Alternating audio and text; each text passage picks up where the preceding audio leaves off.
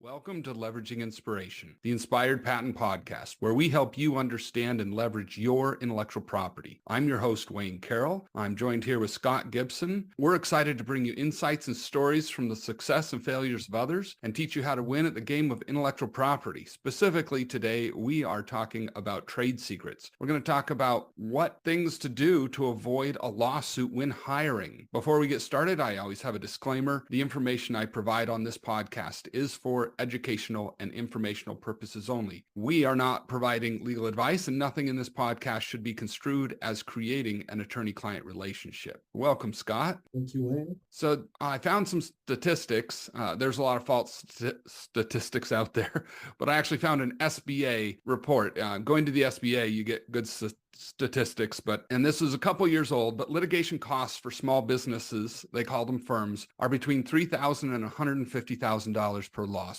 And in a sample of cases, contract litigation was the largest. And, they just sampled a number of cases from the database that the federal government has. The survival rate of a new employer, so someone who's hired for the first time, it's about 69% for the first 2 years. And then if there's litigation, if I understood this article correctly, that survival rate falls to 33% for the 2-year period. And small firms actually hire 43% of all the high-tech workers, scientists, engineers, computer programs, and others. So this does not just apply to large companies. 43% of all these high-tech workers are working in small businesses. So Scott, is there a risk of getting sued when you hire somebody? There is. Has the potential employee brought stuff with him? What has he done? Is he sharing you trade secrets? Trade secret law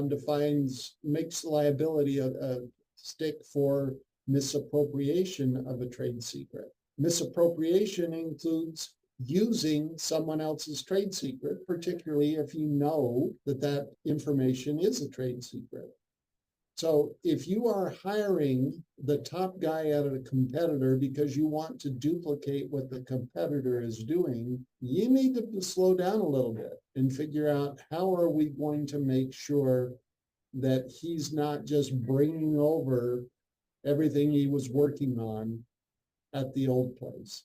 What do you do to make sure that you are protected from his theft of the trade secrets? And is this standard for misappropriation of trade secrets? Does it also kind of include the you should have known? Does that come up a lot? Well, I didn't know because I didn't ask. Well, not asking is not going to get you there. If you work for an ABC cola company and the top guy from Coke says, "Hey, let me come over. I want your new job, and I know all kinds of really good." He doesn't even have to say I know all kinds of good things, but he says, "I've got great ideas on how you can change your business, and maybe you need to be careful." Where did he learn those really great ideas? You need to exercise caution. Let me just say it that way. You have a pretty extensive list in one of your articles, and I'll provide a link in the show notes.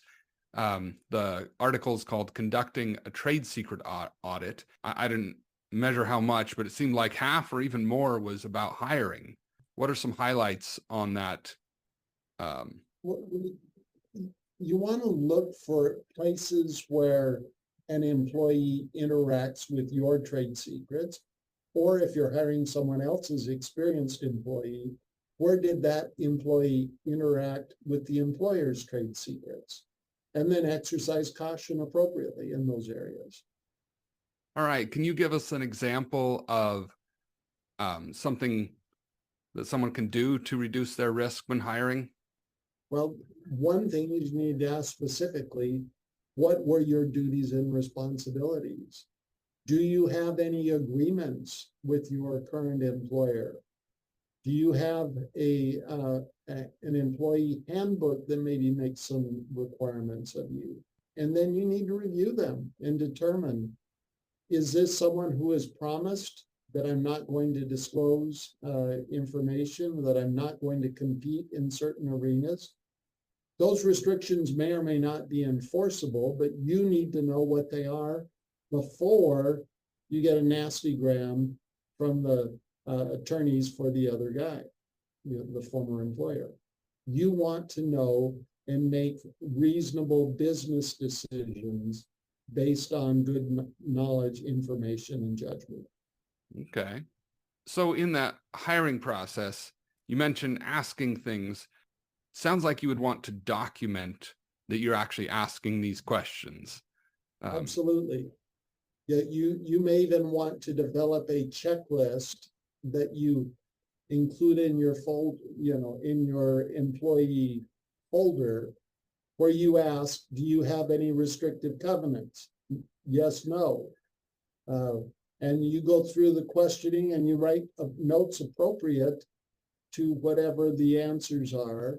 So you can again document and make, you can show that if this employee was taking secrets, you were doing your part to make sure that would not happen. Okay. Yeah. Yeah. I worked at an Intel plant, and one of the people that I worked with, he shared the story of he was working for a company. He gave his 2 weeks notice. That company said, well, who are you going to work for? And he said, I'm not at liberty to say at this time. So they called security and said, okay, gather your things. You're leaving now. Not scary or anything. Just, this is our procedure. We're not going to have you sit here for 2 weeks gathering information because we don't know if you're going to a competitor. So large corporations have some of those kind of procedures. Are those in place for small businesses, or does it make sense? I think it does. You need to, again, on a case-by-case basis, it's not one size fits all. You need to evaluate what is your risk in the particular situation. But if the person that has complete access to your secret sauce gives you notice that she's leaving, you need to determine, are we concerned or not? Now, the truth is, if the person is dishonest, it's probably already been transferred over, and you've got a different cause of action awaiting. But your trade secrets are protected regardless of whether you have a written agreement with the employee or not. Okay. Having said that, having an agreement is an indicia that you took reasonable steps to maintain the secrecy of the information. As you go back to that definition we talked about, the third point being that a trade secret is one where you've taken reasonable efforts to maintain the secrecy of the information. Yeah. That's what an agreement. And reasonable effort will be different for a hair growth formula than for a cure for 10 different types of cancers that works great, and they can sell this for a $5,000 a dose. Well, and it depends on what the business is and where the business is in the development. So Microsoft was famously started in a garage with a handful of initial entrepreneurs. What would be reasonable for them in that situation? Yeah, probably if they had a desk drawer that locked would be adequate to protect their information. If that's what Microsoft was relying on today, they would be laughed out of the courthouse. They would not nearly have taken the steps needed to protect their intangible assets. Yeah, there's a large company that I know of that they had a policy. They would check at the end of the day, or it might have been at the end of the week, if there were any filing cabinets unlocked. If they were unlocked, then they would take the information in that filing cabinet and determine whether or not they were destroying it. And people learn real quickly not to leave a filing cabinet unlocked, because then they got to go talk to somebody about where'd my files go. So yeah, so that was one good way of implementing. Can you share any stories without, of course, breaching confidentiality about hiring gone wrong with trade secrets? Well, I just finished a case that was not a trade secret case, but it involved some elements there where my client was a contractor and had one of his salesmen spend the last 2 months. He was working for the company, writing business for a competitor. That case just settled favorably for my clients, I might add, and a large six-figure number coming my client's way, a six-figure number that starts with a crooked number. So, yeah, that can be damaging. You know, the new employer got pulled into that because they were helping the guy transfer the information over, and they get to have him as their employee now. When I think he's shown his stripes. Yeah.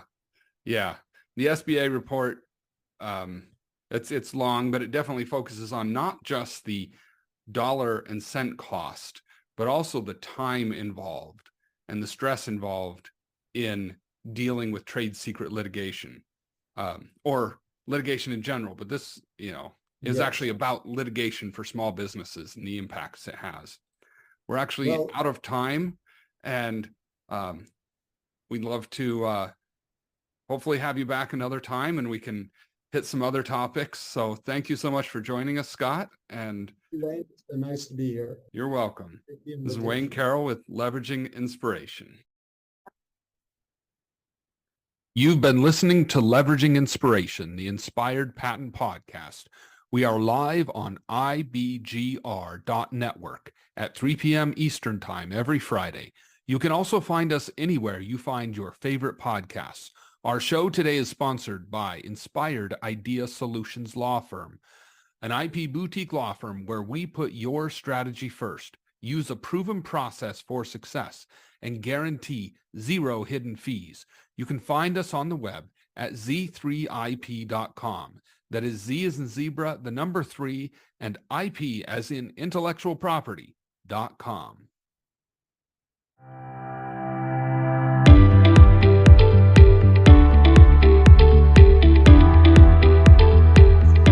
All of those sectors that need a molecule. Yeah, no, absolutely. I think clearly one of the things I love about having been